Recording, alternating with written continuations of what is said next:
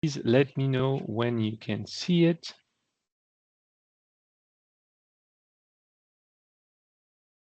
Right. Can you see the full screen? Yes? No? Yes, perfect. Thank you. So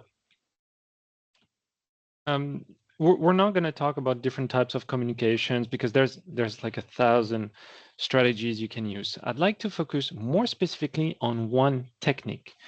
And this technique, well, let's dive into it right away, has been invented by someone called Marshall B. Rosenberg. And in the 70s, as you know, the 60s and the 70s were an interesting bunch of decades where we're testing a lot of different new things. And one of them was trying to mix different concepts from different cultures. And Marshall here had the idea of using the concept of nonviolence, like in everyday occurrence interactions, when someone says something, you could feel attacked. Or maybe the person that says something is frustrated and communicates this negative emotion towards you. And then instead of being able to listen and interact with this person, you're going to have this perfectly human reaction to feel frustrated and in turn attack back. So here, the idea of Marshall is to understand how we can communicate things and limit the way we are confrontational in a way, in a sense. And the reason why I'm telling you this is because there's 4 components here that we will review today, and this method, which is the nonviolent communication method. And we're going to look at it within the Canadian context. And Canada is a very specific place. I'll mention it in a second. But the point is, what we're going to see today is how we can observe what's going on with us, how we acknowledge the feelings we have, how we can express our needs, and how we can actually form a request to the other person. Those 4 components here. So I know that during this, some people might be skeptical and say, but why would I express my feelings? Because this is now not how I was raised. This is not culturally acceptable for me to express maybe feelings towards someone else. But you'll see that there's a very specific goal we can achieve doing this. It's not going to be a sign of weakness, quite the opposite. Because here the goal is not the journey, it's the end game, what you want to accomplish by using this technique. So we will be listening with empathy, and we will avoid aggression, anger, and all other negative feelings by simply understanding when they appear. It sounds incredible like this, but you'll see there's a trick to it. So why use that in the Canadian context? That's a good question, actually. So Canada is a very unique place in the sense that 20% of the population wasn't born in Canada. Like you, like me, they're newcomers, which means that we're evolving in a society where we have more than 200 spoken languages in just this country, where we only have 40 million people. So that's a lot of diversity. In some places, the diversity can go up to 52% of the population. So it's a multicultural country, literally. And what does it mean for you? Well, in the workplace, the problem you're gonna have multiple problems, and that's okay. That's fine. That's life. But you're gonna have to interact with people from different cultures that express themselves differently. If you talked with, for example, someone that is from France or from Spain, they might appear a little bit more confrontational than someone that comes from South Korea or China or India. Those are this is perfectly normal, but also it's important to either be aware of those differences or be able to communicate at a level that is simple enough for everybody to understand without mistake, without interpreting this into a negative emotion. So the other points that we're going to see here, and I'm just going to give you a few pointers. You'll see that cultural differences sometimes are interesting because it helps you actually think out of the box. But most of the time, it's going to be not an issue, but it will definitely slow you down in your professional progression. A few examples. If you're like me from Europe, you can mix 2 values together, which is being polite and being formal. Like I would say when I arrived here, for me, the idea of being polite was to be formal. And you will see that also in the Indian culture, for example. Whereas in North America, there's a distinction between those two. You can be polite without being formal. You don't have to be like, hello, Mr. Director. Hello, Miss Vice President. How are you today? No, it's going to be, hi, John. Hello, Nicole. And that's perfectly respectful. And this is where we have to understand what is good, what is appropriate and what's not. Another point also is flexibility around working hours. The fact that in some countries, again, for example, in Europe, we like to stay at work. Even if we have nothing to do, like in Japan, we're going to stay very long hours, but not necessarily work a lot. In the opposite, we're going to have the US and Canada, where the perception is if you stay long hours just to do your regular job, it means you're inefficient. You're not good at your job. You're not organized. You're not performant. So this is where we have to pay attention of those differences. Here, the nonviolent communication will help you as a frame to evolve, understand, and acquire those basic information you need to thrive in Canada and avoid also some issues. So perception, communication, understanding. Those are really going to be helpful for you because the NVC here will promote you and like you'll be more open, respectful, and inclusive in your communication more than you can think you are right now. And I'm not saying that because you're bad. No, quite the opposite, but it's just another way for you to universally approach communication. So far, no questions. We're good. Okay. So what does it look like in practice? Because that's usually practice is better than a long speech. We're going to have to learn to express ourselves honestly towards others. And that can be a challenge. But also, and this is the other side of the coin, is the ability to listen the others. I'd like to give you an example. As a recruiter, I receive pretty much between 20 to 100 messages on LinkedIn every week. And 80% of them is the following message. It's, hey, Thomas, you're a recruiter. I'm looking for a job. Here's my resume. They don't care about anything else. They just want a job. This, you're not expressing exactly what you want. You're not even listening to what's going on the other side. So what happens is 99% of the time, any recruiter will just shut down or not even answer. On the other side, if you have someone contacting me, and that happens also, where they're like, hey, Thomas, I see you've been in recruitment in Canada for 15 years. Can you tell me what is the main, for example, the main skill you think is essential to find a job in IT or in engineering, as per your experience? And this is a completely different way of framing the question here. Instead of asking someone to give you something, you're saying, hey, I recognize you, you have expertise, and I'd like for you to share a little bit of that with me. This is a completely different way to turn around things. And instead of asking stuff, you're listening, you're absorbing, and then you can reuse it to your advantage. Let's see that a little bit differently now. We're going to come back to the 4 points I was telling you earlier. First, we have observation. And here we're going to describe facts rather than judge. I'll give you an example right after. We have the feelings, the toughest part, which is express feelings rather than blaming others. Finally, we have the needs. Identify your own needs, what you actually really need. And we're talking from an emotional standpoint, not from an action standpoint. And finally, the request. What are you going to ask to the person in order to fix the issue, in order to move forward? So what is it? An example. If I say to any one of you, if you're late, that's really disrespectful. Like, I feel like you don't care at all. How do you feel? Like, what is the prime reaction you have? It's unfair. Why would you judge me like this? Why do you think I'm disrespectful to you?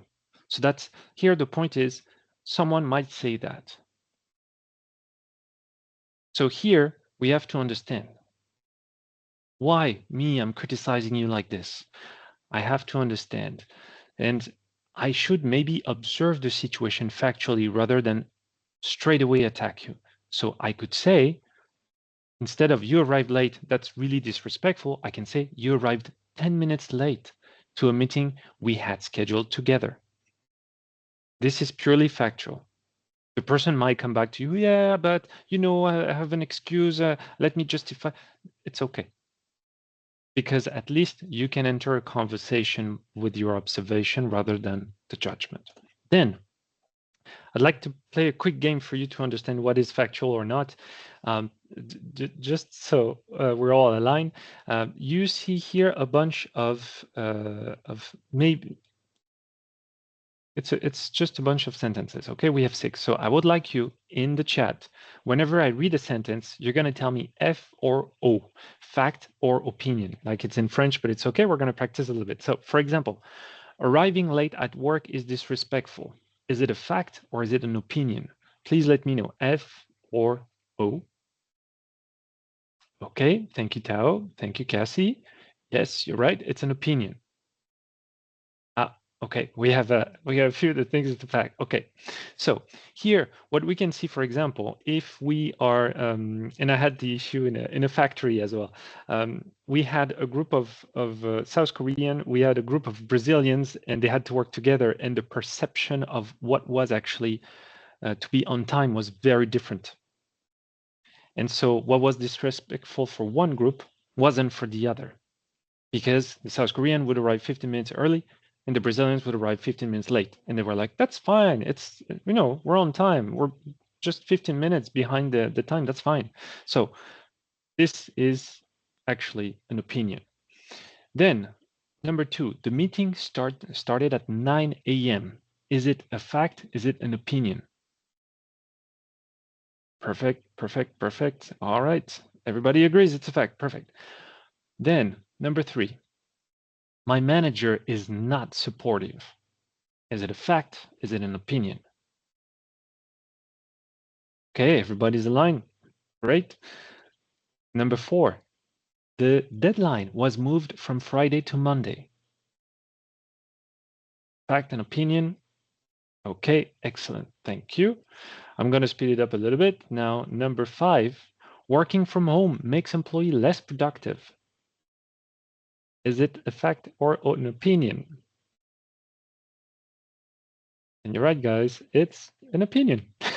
Because if it was a fact, I would have to say, well, statistically, as per the study of da-da-da, it looks like employees are less productive. Then it could be factualized. But in this sentence, you're right, it's an opinion.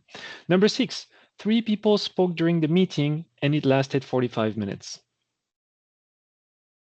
Yes, facts. Okay, so the reason why I was giving you this tiny exercise is because we all need to make sure when we want to talk to someone, are we actually formalizing, like saying an opinion, or are we saying something factual? Because if we say an opinion, we can argue all about it. Like we can argue. But if it's a fact, you can't argue a fact. It's there. I know some people like to argue facts, but no. Feelings. Now, this is the this is where it's tender usually. So we need to identify, we need to name and connect with the feeling that you're gonna have when confronted to a type of situation where you need to react. And it's important to understand first, to identify it rather than avoid understand. Some people will just back away from it and say, I feel something, I don't want to know what it is, I'll just be aggressive. Like a lot of people have this, it's a fight or flight response in a sense, where if they feel a negative emotion, they will prefer to attack or avoid at all costs. Here, we're going to do something slightly different. First, we need to identify the feeling in order to decide what's going to happen after. And so, a bunch of, just for you, for the pleasure of knowing them, a bunch of words that you can use to identify negative feelings. For example, being angry, annoyed, concerned, confused, disappointed, discouraged, distressed, disrespected, desperate, impatient, irritated. Like, I'm not going to tell them all, but just to give you a hint of what's going on. And remember that when you feel anger, it usually comes from only two major feelings. It's either sadness or fear. So you have to identify, like when someone is late at a meeting, are you sad this person disappointed you, or are you afraid that you're not gonna be able to meet the deadline and the objective you were set to do? So we're going from I feel like you don't care to I don't feel respected and I feel angry. And here, this is the main point is, as you can see, we're transforming here the sentence into something where we're not pointing finger to the person directly. We're centering the whole thing on us. And that's another thing that you need to understand. When you work here in Canada, when you're going to be in this new environment, a lot of things are going to happen to you. And sometimes you're going to be angry at people. You're going to be frustrated. But something you really need to understand is those people are not making you hungry. They're angry. They're not the ones actually triggering that. All of that happens inside you. And maybe you've had this experience where you're driving you're in the street, you're driving, and suddenly you're getting really annoyed, really angry. But everybody else is driving. Everything else is fine, and you're the one angry.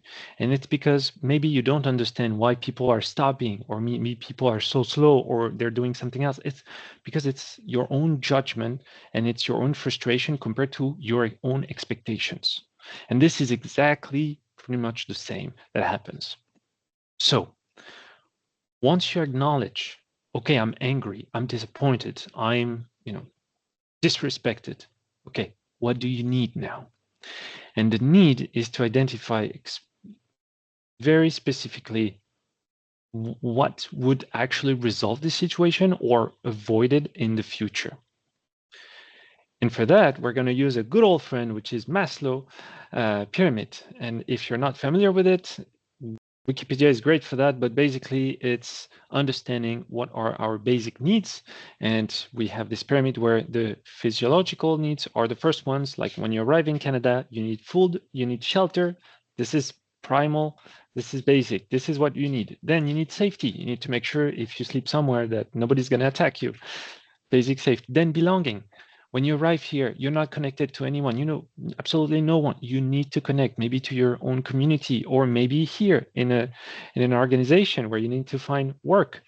And then esteem and self-actualization. Once you find that you're contributing to the society, then you can also think about, and you feel safe, you feel rewarded, you feel that all your basic needs are met, you can finally evolve and be like, okay, maybe I'm gonna, now that everything is fine, I need to evolve in my career. Maybe I'm gonna take classes to change a little bit, or I'm gonna do Tai Chi or whatever. This is where you continue evolving.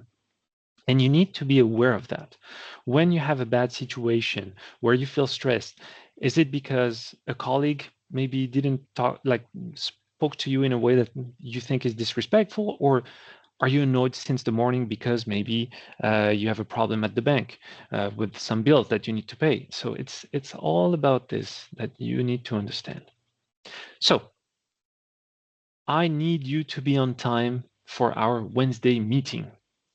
That's actually not really what a need is, because defining your need, it's not about defining a place, an action, a time, or an object. It's something slightly different. We have a little bit of French, but it's okay. So I need you to be on time in our meetings on Wednesdays. Transform into, I need to know that I can count on you, that you are committed to our project, and that I can trust you. It's all about the emotions that you're feeling and how you can resolve the conflict you have internally. So our needs can be met or unmet, but they're always the cause of our feelings. That's again very, very important. So when you feel bad or when you have negative emotion, that's because you've computed it, you've created it based on a situation that you are living. Someone else might want to disturb you, but if you can feel, you have two choices. You can react or not react to it. And sometimes it's very hard not to react to it. I agree 100%. So Let's see now how we can phrase a request. Because you've observed, you've factualized the issue, you've defined, you understood, and identified your emotions. Then you said, okay, what do I need here? And now the request. The request serves to identify and express a specific action that could meet your need. So here, this is where we're going to ask the person to do something. We're going to connect with her or him. We're going to build a connection here, because the idea is not to tell them, it's not to say you've done something bad. The idea here is you've done this action, this made me feel this and this. So I would need in the future to feel this way, and I want to trust you to do that. So my request to you is, can you do this? And here, instead of saying, you arrived late, that's very disrespectful, you can say, well, when you arrive 10 minutes late to a meeting we scheduled together, I don't feel respected, because being on time is a way for me to feel that you are committed to our project. In the future, could you make sure to arrive on time? And you could say this sentence in a 1,000 different ways, and it could feel aggressive. But here, as you heard me, I'm pausing. I'm speaking slowly, because the point here is not to aggress the other person. It's really to make her understand where you are and where you want to go. And there's a lot of way where you can rephrase it and make sure you feel comfortable with it. So don't worry, I'll show you a technique as well to help you with that. So it takes a little bit more time than just to say you arrived late. That's disrespectful. But here you're opening the conversation, saying, hey, I'm not here to blame you.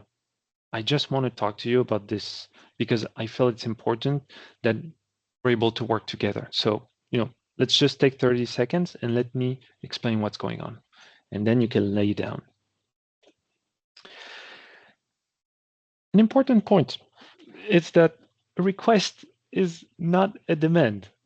So if you make a request to someone, they are completely free to say no.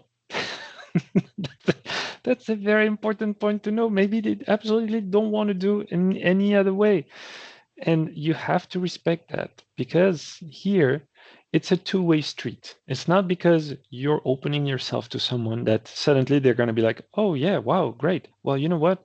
I'll definitely do that. No.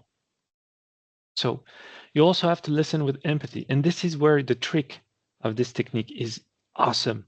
So one thing to know, empathy, it's a lot of things, but it's not about helping others. It's about just listening, taking in, trying to actually put yourself in the shoes of the person in front of you. Not trying to fix their lives. Okay, we're not fixing, advising, explaining, correcting, evaluating, educating, comforting, sympathizing. No, we're not doing any of those things. And just for your information, I'll share with you the presentation afterwards. I'll make a few, there's a few typos, so I'll correct them. But here, you will be able to read that afterwards to familiarize yourself. But all of the things you see here, this is not empathy. What is empathy is first to be quiet and just listen. A lot of times, maybe you had this interaction where you're talking with someone, debate is, getting heated, and you're listening to the person just to answer and say, you said that. Well, no, because you're wrong, and this is this and that. And the other person does exactly the same thing. So instead of actually understanding the point of view of the other, you're trying to prove this person wrong. We're going to try to avoid that. So empathy is the process of connecting with someone else just by identifying their feelings and needs. And so by listening and also guiding the conversation, you're able to reflect back on your own situation. And this is something also that maybe you've felt in life. Some people will tell you, well, I know how you're going to react. I knew you would do this. Or actually, they're trying to get in your head and they're saying, yeah, I exactly know how you think. I know you by heart. Like you have no independence, no freedom. I know you.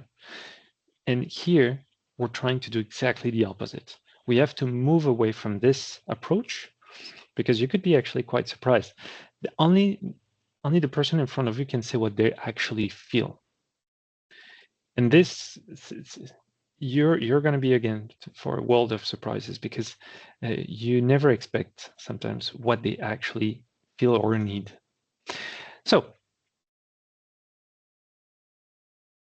let's come back to the conversation. You're late. You're late. It is disrespectful. We're going to change that. We reframe.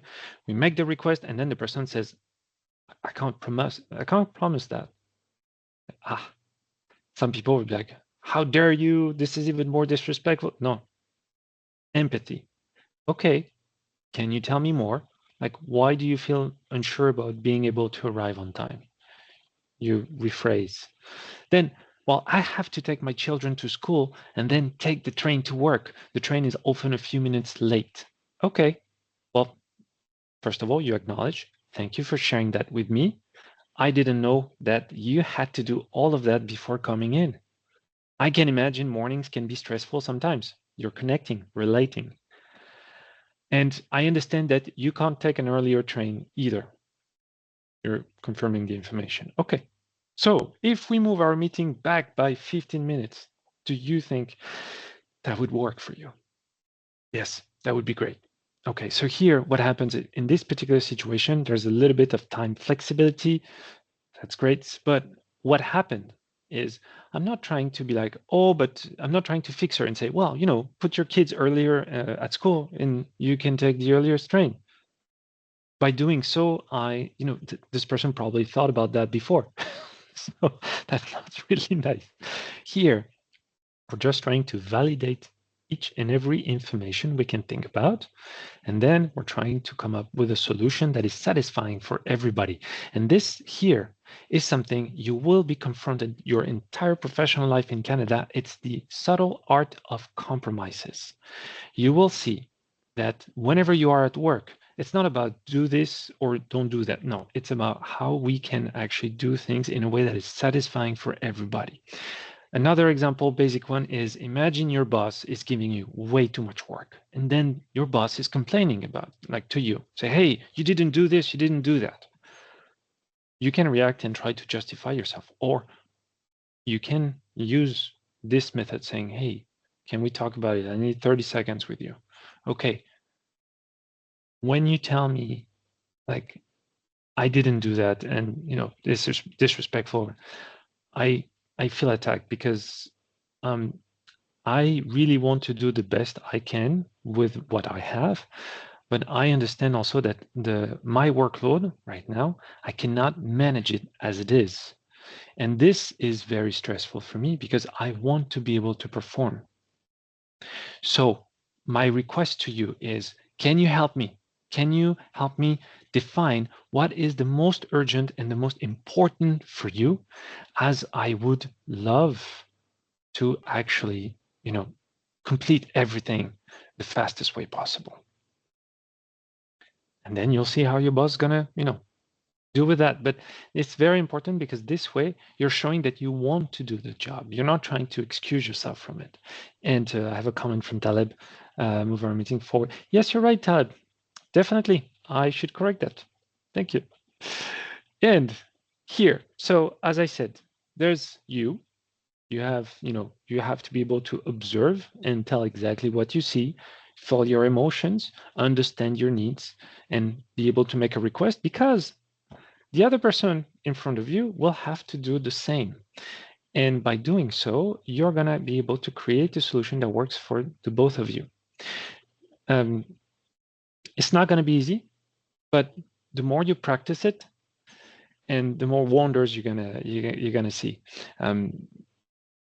As a newcomer, when I arrived 15 years ago, I wasn't aware of this style of communication. And so I was very culturally set in my ways. And by observing, and we'll come back to it, by being able to observe others and try to understand why they would, react or communicate in certain ways, I felt that I needed to learn about different ways of communications. And this one really, it's something that really helps, because it's not about pushing your stuff forward. It's about centering the debate on something that is not aggressive for the other. Then We can try different ways, but I want to give you a few examples. And if you have questions, please let me know in the chat and we'll open the mics as well. We have 24 minutes together. Great. That's perfect for trying. Let's see. Okay, so the first example I want to give you is managing a project that is behind schedule. Like the project you're working on is like late. And this is creating tensions in the team. And suddenly someone says, why is this team never making progresses? Like, who is responsible for this? And often you will see that some people like to play the blame game. They want an scapegoat. They want to be able to scream at someone because they will feel better, even if it fixes nothing. And so here, what can we do? First, we can acknowledge what's going on. We can say, okay, we are 2 weeks past the project original deadline. This creates an issue for the credibility, for our credibility with the client. So now, what is our need in terms of company? Well, it's to maintain or restore our credibility. And how we can do that? By requesting, okay, hey client, if you're available to me this afternoon, we'll identify the obstacles and find a solution together. This is the very first step. But instead of focusing on the negative feeling of the client, we're focusing on the need here. Okay, the need is not to just damage control, is to say, okay, we need to move forward with this. Another example you have is conflicts between colleagues. This might happen. Usually Canadians don't like conflict, so they can be passive aggressive from time to time, but they're not going to go straight forward to you and say, I don't like you. No, they're not like this. So context is you have a disagreement. You had a disagreement with a colleague, and this is affecting collaboration in the team. You have a little bit of tensions. What can you do? Well, you wait for the right moment and you ask if you can talk to your colleague one-on-one, and you're going to say, okay, during our last meeting, we had a tense exchange about the project priorities. This is purely factual, okay? We had tension. Do you agree? Yes, okay, perfect. So this exchange created tension and it made our collaboration more difficult. This is what I feel. And like to work effectively together, it's important for me that we understand each other's perspectives. And I feel I'm lacking your perspective. So would you be open to take some time and just calmly discuss everything that happened and find a solution for the both of us to work together? And maybe you feel, well, those examples are super like blend, like the plain, but you will be surprised that if you're able to extend this olive branch to the other one, they usually are willing to take it, because if nobody says those words, usually nothing happens. Then two more: lack of communication. A team member does not communicate enough about the progress of their task, especially delays, which create problems in a project coordination. Well, what do you do then? You have to talk to them and say, hey, during the last 3 meetings, you didn't mention the delays in your tasks. For example, last week, you didn't flag the delay on task X. This makes coordination more difficult and prevents us from adjusting our schedule accordingly. So I need to know when delays occur so we can adjust our work and avoid negative impact on the project. This is, the teamwork here. So my request to you is, can you share any delays whatsoever in your task during the weekly meeting? It's very important. Also, could you inform us immediately by email if there is a significant delay between meetings? And if the person says, no, because I'm afraid to talk in public, I'm not comfortable talking in front of the team, okay, can you just do the emails then? And can you inform us right away? Yes, okay, great. So another point here is, again, some people might not be comfortable working the same way as you. And this is not a weakness. This is something we need to leverage, because maybe they're more performant at doing a task that you're not comfortable with. And if we know the strength is and improvement points, I would say weaknesses of others, then those people are not liabilities to your team. They're assets. as you can be a liability for your team when you arrive and then you become an asset. This is also something that we always have to consider. Nobody's perfect, everybody makes mistakes, and those mistakes help us improve faster as well. So here it is. The last one, recognition and motivation. Yes, because life is not just about problems and conflicts. Sometimes it's about recognizing other people. And the nonviolent communication is great for that too. You'll see why. If an employee delivers excellent work in an important project, you could say, well, my little Thomas, it looks like you did great today. That's incredibly patronizing. Never do that, please. But what you can do is, I noticed that you completed the project 2 days ahead of schedule. And that makes the client very happy. So your efficiency has positively impacted our team and, of course, the client satisfaction. So I need you ideally to share your best practice and improve the performance of the whole team. And my request to you is, would you be open to share your method or methods with the team at our next meeting so they can all beneficiate from your expertise? Here, again, we're factualizing, acknowledging the result, expressing the need we have, and making a request. The person can say no. Don't take it the wrong way. They're free to refuse, or maybe they want to share it in another way. We have to respect that too. Because in the end, what we want is for them to help the team improve. All right, what's going to happen after? Well, at home, and I was telling you, life is not just about work, it's also about you. So, self-empathy, and this is tricky too. It's when a situation feels uncomfortable, don't reject it, don't avoid it, don't push it away. First, try to understand why is it uncomfortable. Then you can formulate a request and move forward. I had the situation a couple of years ago with someone close in my family where they would become extremely irritated whenever the subject of finance, money would come around. And then we were able to understand why it was making them so uncomfortable. And we could act on it. And now, completely different world. So it's the same here for you. You have to be able to try to formulate requests with people around you, in your family, within your friends group, but something that is very, be careful with it. As you know, not everybody is trained in nonviolent communication, so they might react as usual and be a little bit aggressive to you, even if you try to actually lay a hand and show that you actually care for them. So you have to first practice with people that are familiar with it, and then you can also, after that, practice with people that are not familiar with them to initiate them. The other point is at work. When you're going to start working, one of the major, I would say, mistakes that people make is they want to be part of the team right away. And so they start talking and interacting right away, too fast, way too fast. So the first thing we should all do when we start working is to observe. One technique I got from Japan that is great is every single employee in Japan that starts in a company, they're given a tiny book and a pen, and they're asked to write everything that creates surprise for them, that is interesting for them. And after 6 months, they will review that with their boss. And the point is, if you observe what's going on and if you pay attention to it, you will start seeing patterns, behaviors. You will see how people work, and you will see what you are comfortable to say to one person or another.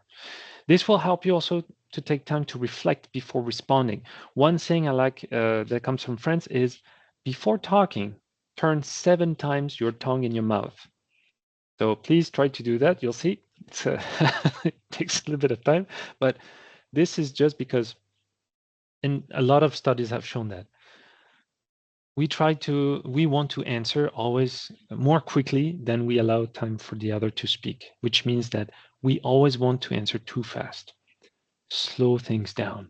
Take the time to think what you really want to say to the person in front of you, and this will avoid you making a very simple idiotic mistake. I say idiotic in the sense that you could have easily avoided the mistake. Now, be open to compromises as well. Again, this is very important. We're not in a confrontational culture here, like for example, France or Italy. We are in a culture of compromises, consensus. So look at the other person, try to understand, okay, they want X. I can't give them X. So what is exactly the thing they want or their need? And can I make it work with my stuff? Then you're going to build connections. People are going to actually enjoy talk to you. They will enjoy connecting with you. And this is going to be the foundations, very strong foundations for you to create your own professional network in Canada. A very simple example for me in the past, my God, 9 years, I haven't had the need to apply for a job. It's my network that helped me find my next professional opportunity, thanks to this kind of approach. All right. Done talking. We have 10 minutes, 13 minutes. Do we have questions? Do we have comments? Yes, Paola.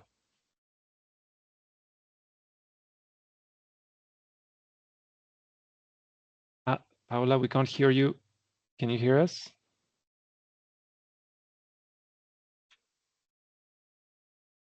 So we're gonna let Paola fix her issue. Paola? Hello, hello.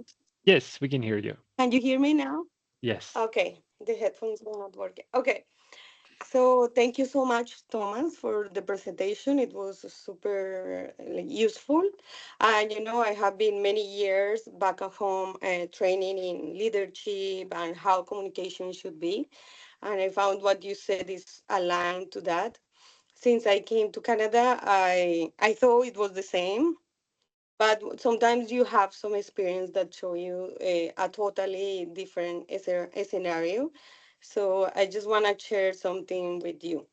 For example, when you mentioned the two jobs and okay, make a meeting with the person to show some for example, this report shows that it's too demanding for me. I would like to have support and that process. Sometimes, how can I tell you? Sometimes there is a lack of leadership that I found is hard to go to that point. While you are the leader, maybe you can build those things with your team, but when you are not the main leader, sometimes it's hard to do it. So I learned from that you have to learn how to do set up your boundaries, because sometimes it crosses your limits. So it means you are no self empathy. You don't use your self empathy and you go to the other side to just to say yes to everything, right? Mhm. So the culture part that you mentioned, for example, I'm from Colombia, so we are completely different, like what you mentioned. We are super proactive, we Mhm. are emotional, and we are active, right? So when you ask something, I want to answer. But here I have found that sometimes go too fast is too fast for the others, so you have to slow down. But Mhm. also I found that is a little bit on the other side could reduce the number of good ideas you can have in some poll. It's only that, like set boundaries and just try to adjust with other people. I have been traveling for many countries, and I always do what you said. You hear and then you act, but the other side has to do the same thing. It has to be like mutual, right? So that is the point. When the leaders are good, they create a team that is allowed to do that kind of mutual. Yeah. Thank you so much. Paola, thank you for sharing that. And yes, like I said at the end of the presentation, we can't jump into non-violent communication and be like, okay, this is the fact, this is how no, you're right. Being able to first build the frame and say, guys, can we talk? Like, I need to talk to you guys about a potential issue, and I like to correct that and like to improve things moving forward. Can we take 5 minutes? When you do that here, of course, we cannot, have those conversation at the coffee machine. It's better just to do it in a neutral area and in a place where they actually are able and willing to listen for 5 minutes. You don't need usually more time. And if it takes more time, you can just reschedule again. It's okay. The other point that it's going to be interesting here is you're right. Some people, they might not see that, and they're like, I don't care about your life. I don't care about you. You just need to get the job done. And here, the empathy side for us is, of course, I want the same thing as you. But in order to accomplish that, and in order in the future that we can, continue to work together and you don't have this frustration with me, I need you to take 5 minutes with me to talk about it so we can really customize, tweak things so they are peachy. So it's the challenge. But once you get into it and you show the other person, I'm not here to complain. I'm here to improve things so it runs smoothly. Usually the conversation, yeah, it is different. So thank you again, Paula, for sharing that. If there's any other one that wants to share something, or maybe if you disagree with this approach, please let us know. This is the perfect time to talk about it because we are between, I would say there are a few Canadians here, but I think they'll be okay to say that this is judgment-free space. Like if you're like, I disagree with that, or I think, Canadians are doing things the wrong way, you can say it's fine. We'll just find an approach that can hopefully work for you. Yes, Taleb. Yes, Thomas, thank you for this great session. I have a question because when you come to the market or start exploring the market, you find like a lot of colleagues or maybe your managers coming from a non-Canadian culture.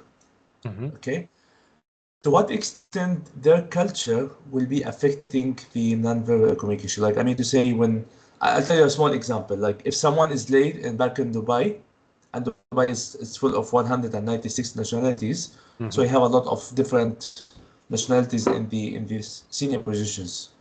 So when you are in Dubai and like you find your manager coming from uh, East Asia or another culture, the way he deals with you for that being late is different than a guy who's coming from Europe or maybe a guy who's coming from the Arabic world.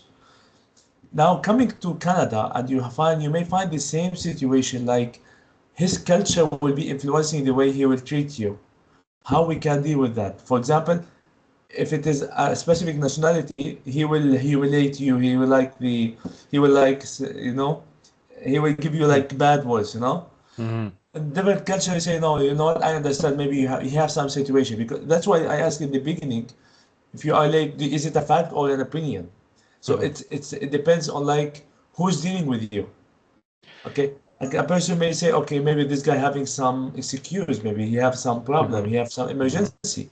Other guy say, no, you were late, like it will be. So how do we deal with that one? Does Okay. Canada or the Canadian labor law protect that or not? And what do they do in this situation? Thank So, Taleb, it's a good question. So, you. the first thing is in Canada, we have cultural sensitivity training. Normally, when you arrive in a mid-sized big company, managers are supposed to go through that type of training with that should help them mitigate their feelings to focus on the actual facts and work.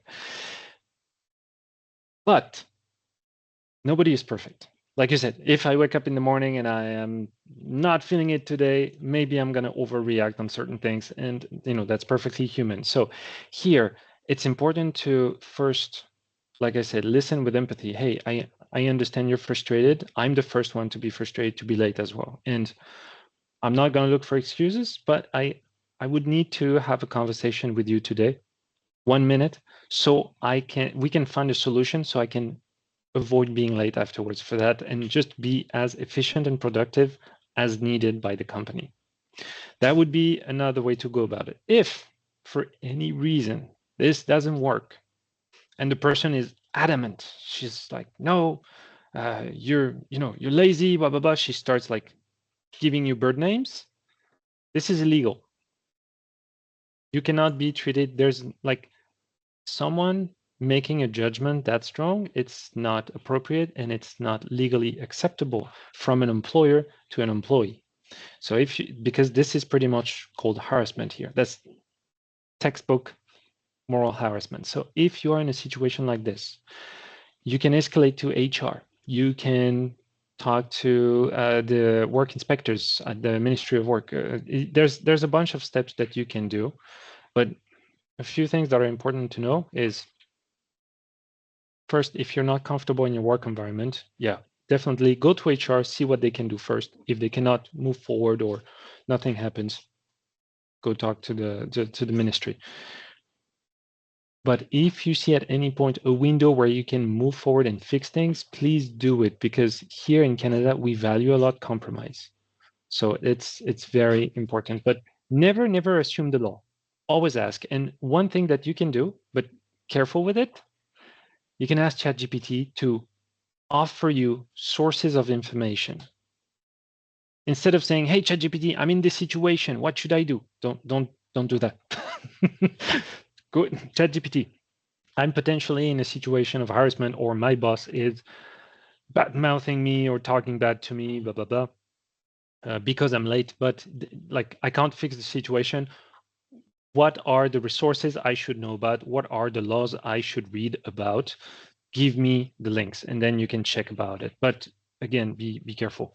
I see we're running out of time, but Emma just posted here a form that you can, it's just a feedback form. Please take 10 seconds to answer it. Just let us know what was good, what was not, and so we can improve, we can do better, we can make sure that every time you're going to come back, you're going to get good information, and you're going to feel even more empowered in your journey in Canada. Taleb, I hope this answered your question. I hope it's a little bit more clear. Yes, yes. Thank you, Thomas. Excellent. And we have another question. Yes, Anwar? Hello, Thomas. Can you hear me? Yes. Yeah. So thank you very much. The session was really very impactful. So I have a very basic question actually. So as we are based on New Brunswick, which is officially a bilingual province. So also culturally diverse. So what is practically the communication habit you recommend to avoid misunderstandings when English may not be someone's first language? How should we approach in that situation actually that we really face sometimes? Yes. So a couple things, very simple. First one is, if you see the person is not Anglophone, most likely maybe Francophone, a simple bonjour, hello, just saying a little bonjour, it helps a lot. Then communicating in the most the simple, the simplest sentence is the best. I'm just explaining that.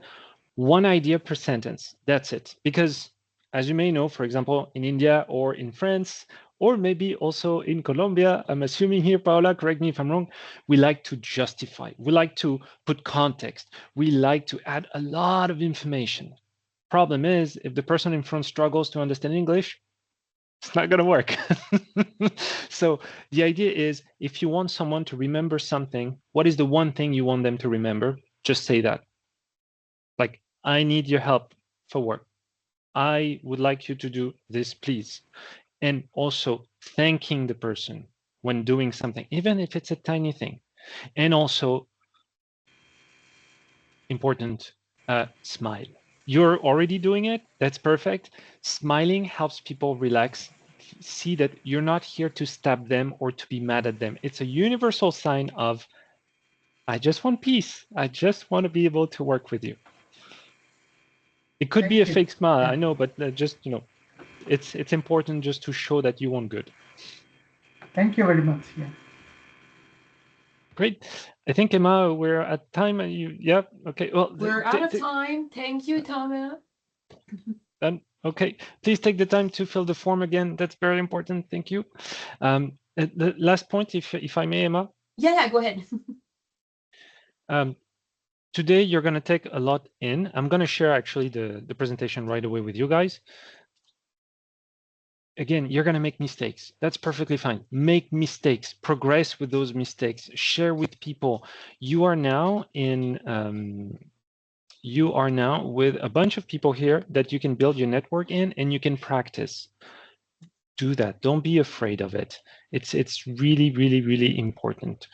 So in the future, when we come back and we all see each other, hopefully on LinkedIn, you can tell me all about your progression and if you encountered issues, and we can rely on each other. That's also very important. You're not alone. And this organization here is doing a fantastic job, and they are very knowledgeable, so don't hesitate to join this program if it's not yet the case. All right. Thank you very much, Tama. Thank you everyone for joining us today. And again, if you have any questions that we didn't have time to answer, just email me and I can forward it to Thomas if I don't have the answer or something like that. Don't feel stuck. And then don't forget, if you make mistakes, like Thomas said, this is how you learn. This is how you progress. It's normal. We're all making some. We all made some before. So thank you again for being part of this webinar today. Don't forget to fill up the survey, please. This is going to help us very much. So I wish you all a great day, and we'll see you at the next webinar. Thank you, everyone. Thank you, Emma. Thank you, Thomas. Thank you. everyone. Thank you Thank very you. much.